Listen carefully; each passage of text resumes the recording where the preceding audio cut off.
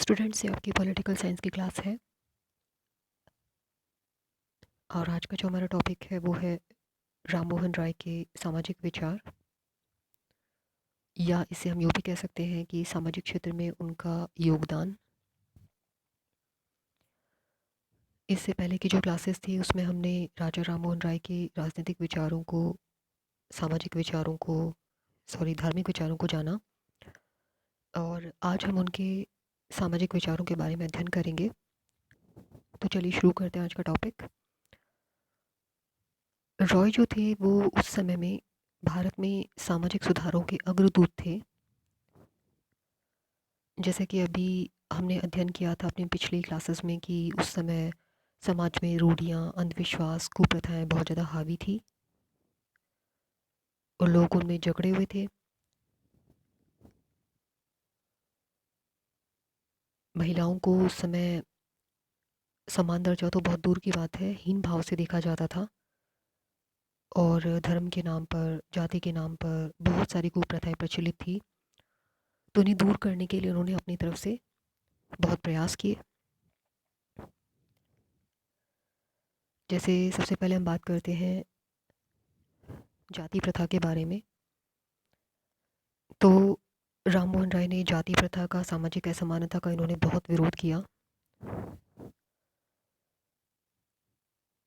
आधुनिक भारत में कहा जाए तो वैसे पहले व्यक्ति थे जिन्होंने ये फील किया था कि हाँ, समाज में कुछ ऐसे तत्व हैं जो लोगों को आपस में बांट रहे हैं, ऊंच नीच की भावना पैदा कर रहे हैं, संकीर्णता को क्रिएट कर रहे हैं।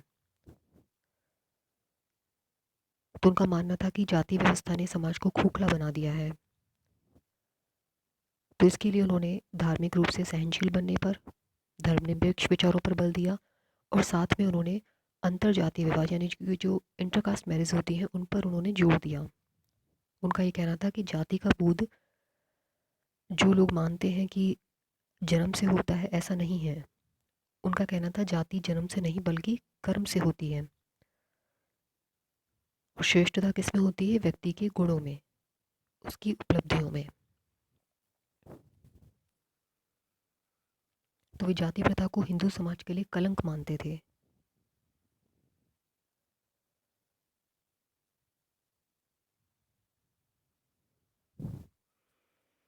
इसी के साथ ही उन्होंने सामाजिक विचारों में था नारी स्वतंत्रता का, समानता तथा शिक्षा के प्रति उनका आग्रह था।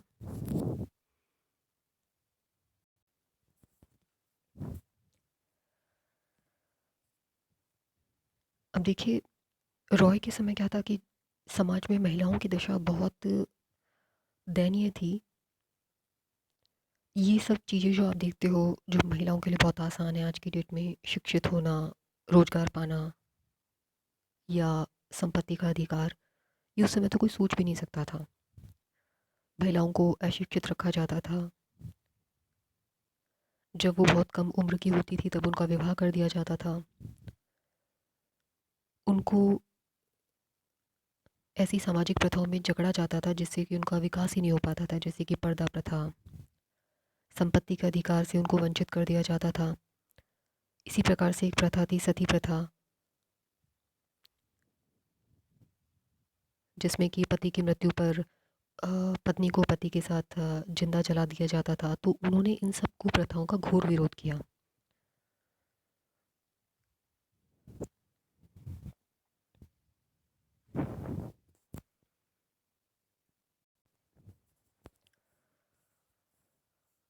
जन्म से लेकर के मृत्यु तक महिलाओं को इतनी पराधीनता में जकड़ा जाता था कि उनका जीवन दुख में बन के रह जाता था। तो महिलाओं की इस दयनीय दशा पर उन्होंने बहुत चिंता प्रकट की। और उनकी सोच थी कि महिलाओं को समाज में सम्मानपूर्वक स्थान मिलना चाहिए। जब तक ऐसा नहीं होगा तब तक ना समाज का विकास हो सकता है और ना ही देश का विकास हो सकता है। तो उन्होंने महिलाओं की दशा सुधारने के लिए कुछ बातें कही, जैसे कि उन्होंने इस धारणा का खंडन किया कि महिलाएं बौद्धिक और नैतिक दृष्टि से हीन होती हैं, कम होती हैं। उन्होंने देखिए महिलाओं के लिए आधुनिक शिक्षा का समर्थन किया। अब ये उस समय में कितना क्रांतिकारी विचार था। उन्होंने पारिवारिक संपत्ति में महिलाओं के संपत्ति के अधिकार का समर्थन किया।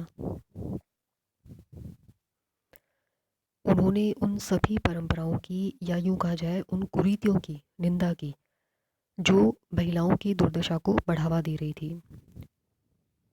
जैसे कि बाल विवाह, बहुपत्नी प्रथा, सती प्रथा, विधवा विवाह का निषेध, कन्यावध।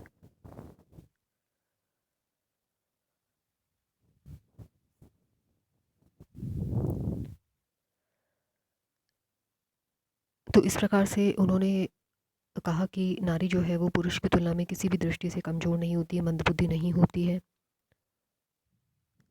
वे उसे विधवता की खान समझते थे।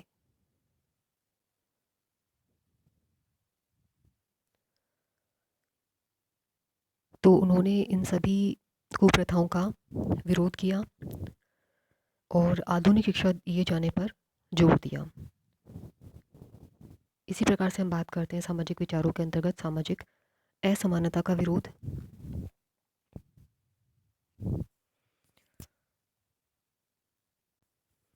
अब देखिए, रॉय जो थे वो मानवतावादी थे, उदारतावादी विचारक थे।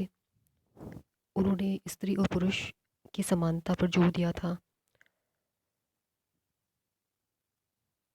तो उन्होंने हर तरीके से निरंकुश शासन का विरोध किया।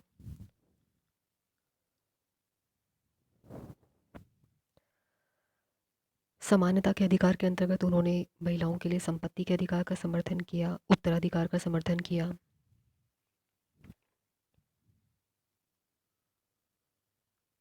उन्होंने इसके लिए शिक्षा के महत्व को जाना, क्योंकि वो देखते थे कि ऐसा उनका सोचना था कि अंधकार और अन्याय से अगर लड़ना है तो इसका एकमात्र साधन शिक्षा ही है।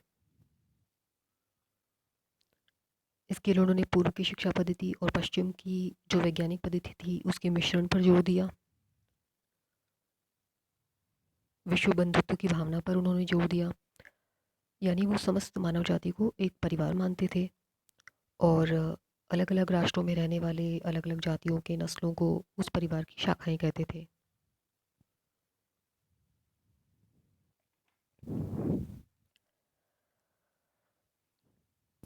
और उनके सामाजिक विचारों के अंतर्गत है सती प्रथा का विरोध।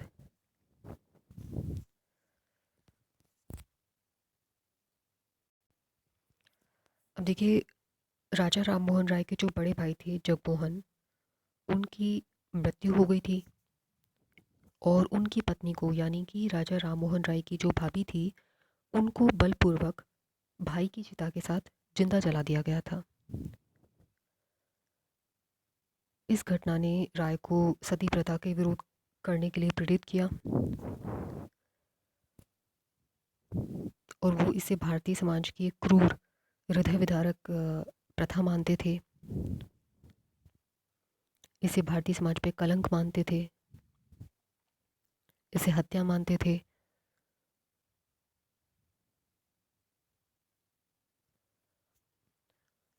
तो उन्होंने सती प्रथा के उन्मूलन के लिए आंदोलन चलाया और इसके फलस्वरूप देखिए, बहुत महत्वपूर्ण बात है कि उस समय गवर्नर जनरल थे विलियम बेंटिक, और विलियम बेंटिक ने सती प्रथा को 1829 में अवैध घोषित कर दिया। उनके जो विचार थे वो उनकी पत्रिकाओं में प्रकाशित होते रहते थे और इसके लिए उन्होंने देखिए कितने सक्रिय प्रयास किए। ऐसा नहीं है कि लोगों को समझाने से ही सब कुछ हो गया। वो शमशान घाट भी जाते थे और किसी का अगर कोई शव यात्रा होती थी उसमें भी शामिल होते थे। लोगों को अलग अलग तरीके से समझाने का प्रयास करते थे कि अगर ऐसा हो गया है कि किसी के प्रति की मृत्यु हो गई है तो उसके जीवन की रक्षा की जानी चाहिए, उसकी हत्या नहीं की जानी चाहिए। और उनका ऐसा मानना था कि सती प्रथा हिंदू शास्त्रों के प्रतिकूल है। कोई भी वेद, उपनिषद और अन्य प्राचीन भारतीय ग्रंथ इसका समर्थन नहीं करते।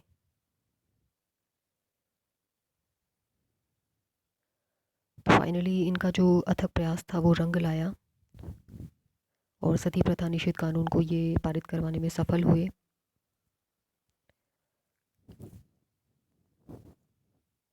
तो इसके लिए उन्होंने प्राचीन शास्त्रों पर जोर दिया, लोगों को विश्वास दिलाया।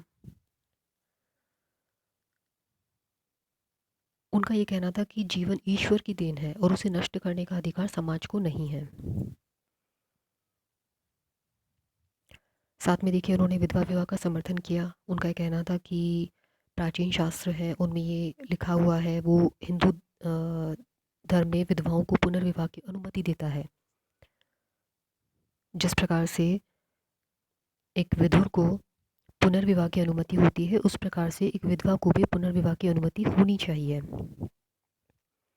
और अगर ऐसा पॉसिबल नहीं भी हो पाए तो भी एक विधवा को निष्कलंक जीवन जीने का मौका दिया जाना चाहिए।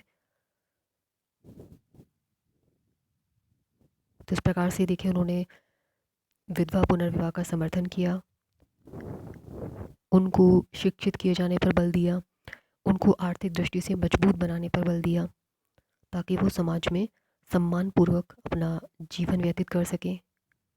इसके लिए उन्होंने बहुत सक्रिय प्रयत्न किए। तो स्टूडेंट्स, आज की क्लास में हमने जाना राजा राममोहन राय के सामाजिक विचारों के बारे में, और इससे पहले हम उनके राजनीतिक और धार्मिक विचारों के बारे में पढ़ चुके हैं। तो देखिए प्रश्न इस प्रकार से भी आ सकता है कि उनके सामाजिक विचारों के बारे में लिखिए, या ऐसे भी आ सकता है कि सामाजिक क्षेत्र में उनका क्या कंट्रीब्यूशन रहा। तो आंसर सेम ही रहेगा। तो इस प्रकार से राजा राममोहन राय चैप्टर जो है वो समाप्त होता है। Thank you.